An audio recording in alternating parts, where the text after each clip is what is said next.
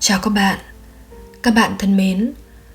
Trong nhiều năm dạy trẻ, tôi nhận ra rằng câu nói mà tôi nghe được từ nhỏ, đại ý, trẻ thơ như là những tờ giấy trắng, thực ra mới chỉ nói đúng một nửa. Sự trong sáng, ngây thơ, hồn nhiên, vô tội của những đứa trẻ không có nghĩa là trẻ không biết gì, không có gì ở bên trong để giáo dục hay chúng ta tha hồ nhào nặn và tô vẽ theo ý mình.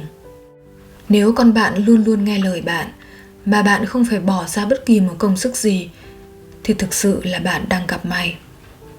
Tuy nhiên bản thân tôi cho đến bây giờ chưa từng gặp một trường hợp nào như vậy. Phần lớn cho dù chúng ta làm tốt vai trò làm cha mẹ của mình đến đâu, vẫn có sự khác biệt dẫn đến bất đồng, gây nên xung đột lớn nhỏ khác nhau với con cái.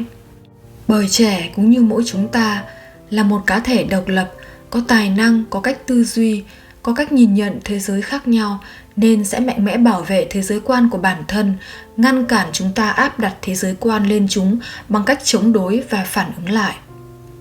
Đó cũng là cách chúng thử giới hạn bản thân, thử giới hạn của người lớn, là cách chúng tìm hiểu khám phá thế giới để tìm ra đường đi của riêng mình.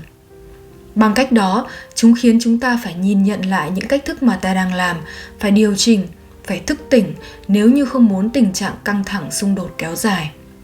Đó là cách mà những đứa trẻ nhỏ bé ấy không cho phép người lớn chúng ta tùy tiện làm mọi điều với chúng. Người lớn chúng ta, theo cách nhìn nhận thông thường, cảm thấy mình có nhiều quyền năng và ảnh hưởng đến con trẻ. Nhưng nhìn theo ý ngược lại, đó là một quả quyết không mấy công bằng. Tôi có thể kể ra một vài ví dụ cho thấy rõ điều này. Khi mang thai, bạn không thể quyết định giới tính của con cũng như hình dáng, tính cách, tài năng, khả năng và nhiều những điều khác nữa. Ngay cả việc ngày con ra đời cũng là một cách tự nhiên, hoàn toàn do con quyết định, không có can thiệp cũng như không nằm trong tầm tay của bạn. Với tiếng khóc non nớt, con trẻ cho bạn biết chúng cần gì và muốn gì, và việc của bạn là thỏa mãn những nhu cầu đó. Thậm chí, khi bạn cảm thấy không hề ổn, bạn mệt mỏi, căng thẳng, buồn chán và không nhận ra những khủng hoảng của bản thân, con bạn lại là người cảm nhận được rõ nhất và đưa ra những dấu hiệu chỉ dẫn để cảnh báo bạn bằng những phản ứng tương tự ở bản thân. Con bạn như những anten nhạy bén, có thể thu hết được mọi tín hiệu mà bạn phát ra, thậm chí là những tín hiệu từ vô thức.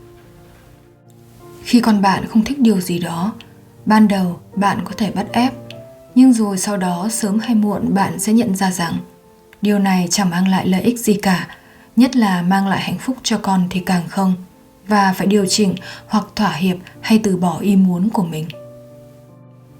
Bạn cố gắng trang bị cho mình những hiểu biết và kiến thức, kinh nghiệm để dạy con. Nhưng thành thật mà nói, bạn thường bị bỏ xa và loay hoay, chạy theo hay thích nghi cho phù hợp với sự lớn lên của con, chứ không thể tự tin hay chắc chắn chủ động hoàn toàn. Bạn không thể quyết định con bạn yêu ai, con sẽ chia sẻ gì với bạn, không thể biết được con bạn nghĩ gì, con bạn cần gì và tương lai của con sau này sẽ ra sao, vân vân. Còn rất nhiều những điều nữa mà chúng ta có thể liệt kê ra đây. Tất cả những điều này nói ra không nhằm mục đích hạ thấp khả năng của bạn, không phải để phủ nhận sự cố gắng và thành công của bạn trong việc dạy con hay làm bạn nhụt chí, sợ hãi, mà là để chúng ta dừng lại việc nhìn nhận trẻ như là một công cụ hay phương tiện của giáo dục, của bản thân mình, mà công tâm tôn trọng và trân quý con trẻ như là một cá thể độc lập, bình đẳng với chúng ta. Để chúng ta đừng quá ngạo nghễ và lạm dụng cơ bắp, trí tuệ, hiểu biết của mình trong cuộc chơi không hề cân sức này. Bởi rõ ràng, xét về kinh nghiệm sống, về tài năng và tuổi tác, cán cân nghiêng hẳn về phía chúng ta. Để chúng ta đừng nhân danh cha mẹ, nhân danh tình yêu thương, nhân danh giáo dục mà nhào nặn, mà uốn nắn con trẻ một cách độc đoán và cứng nhắc. Để chúng ta bình tĩnh, sáng suốt nhìn nhận xem bên trong đứa trẻ có ẩn chứa kho báu gì và tự trăn trở để khơi gợi được nó lên. Để chúng ta đừng quá tham lam, muốn cả kho báu phải hiển lộ ngay lập tức. Những thoi vàng chỉ xuất hiện khi bạn dày công nhiều năm trời và kiên nhẫn đào đủ sâu. Còn ban đầu, hãy hiểu rằng bạn phải mất công khai phá, loại bỏ đất đá và các vật cản khác để đến được cửa kho báu. để chúng ta biết rằng giá trị cũng theo quy luật mây cùng tầng. Khi bạn nâng tầng hiểu biết và kỹ năng của mình lên, thì cuộc sống của bạn cũng sẽ thay đổi tích cực và chính con bạn là người được hưởng lợi ích này đầu tiên. Và bạn hãy nhớ rằng kho báu luôn có sẵn ở đây, ngay trong ngôi nhà của bạn. Bạn không cần phải tạo nên nó, bạn chỉ cần nhận ra rằng bạn đang có nó. Và quan trọng là bạn phải muốn khai phá nó lên. Có những giá trị quan trọng đang ẩn sâu trong kho báu, ẩn sâu trong con bạn mà tôi có thể liệt kê ra ở đây. Đó là giá trị học vấn, giá trị sức khỏe, giá trị giấc mơ, giá trị của tình yêu thương, giá trị của gia đình, giá trị của các mối quan hệ, giá trị của sự tử tế, giá trị của sự liêm chính và sự chân thành, giá trị của lòng biết ơn, của lòng trắc ẩn, giá trị của lòng bao dung, giá trị của sự kiên nhẫn, giá trị của đam mê sáng tạo bứt phá, giá trị của niềm tin và còn nhiều hơn thế nữa. Vậy bạn phải làm gì để khơi gợi được những giá trị tốt đẹp này ở trong con bạn? Trước tiên, hãy bắt đầu từ chính mình. Hãy giải phóng những cảm xúc xấu và tiêu cực. Hãy dọn những gì thuộc về rác. Hãy phân loại rác và đưa nó đến nơi có thể biến nó thành phân bón, thành nguồn năng lượng tích cực. Bạn hãy rà soát lại những giá trị trên đây và xem bạn có thể làm gì để khơi gợi nó lên ở trong bạn một cách mạnh mẽ nhất. Bởi tôi tin rằng bạn có đủ năng lực và trí tuệ để làm được điều này. Chỉ là bạn đang quên, đang không biết trong mình cũng là một kho báu với những giá trị chưa được đánh thức hay chưa được chăm chút cẩn thận. Và khi bạn làm được điều này ở chính bản thân mình, bạn sẽ biết tự cách khơi gợi nó lên ở trong con bạn.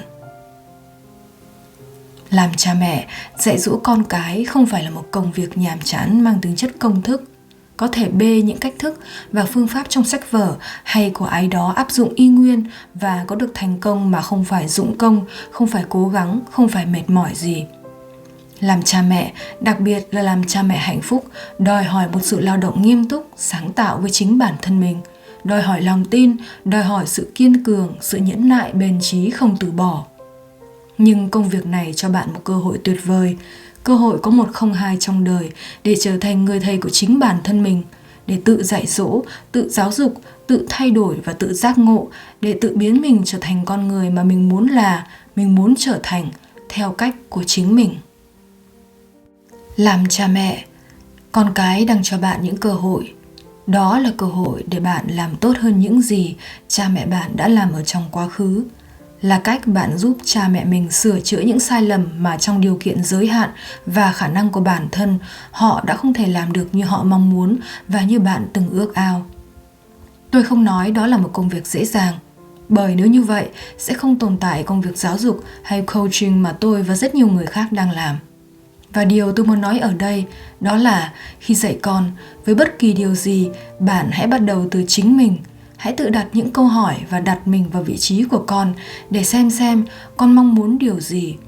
Làm được như vậy, chắc chắn bạn sẽ có nhiều hạnh phúc và thành công khi dạy con. Các bạn thân mến, đây là một chia sẻ khá dài, là những gì mà tôi giác ngộ từ trong hành trình làm mẹ và hành trình làm thầy của bản thân mình. Khi được đồng hành với những đứa trẻ và các bậc cha mẹ tuyệt vời từ khắp mọi nơi. Và trong đó chắc chắn có những dấu ấn của bạn, những người luôn âm thầm ủng hộ và tin tưởng tôi trong suốt thời gian qua. Qua video này, tôi muốn gửi lời cảm ơn đến các bạn, những bậc cha mẹ luôn hết lòng yêu thương và sẵn sàng làm mọi việc vì hạnh phúc của con mình. Sự nỗ lực thầm lặng của bạn, sự mạnh mẽ kiên cường của bạn chính là đóng góp to lớn cho tương lai để thế giới của chúng ta ngày một tốt đẹp hơn. Cha mẹ hạnh phúc sẽ có những đứa con hạnh phúc. Và tôi tin rằng bạn sẽ làm được tất cả những gì bạn dự định, nhiều hơn cả rời sông lấp bể. Ấy là tôi luyện bản thân để tốt đẹp và hạnh phúc hơn mỗi ngày. Cảm ơn các bạn đã có mặt ở đây và dành thời gian kiên nhẫn lắng nghe những chia sẻ này. Chúc các bạn một ngày mới nhiều sức khỏe, hạnh phúc và bình an. Chào tạm biệt và hẹn gặp lại.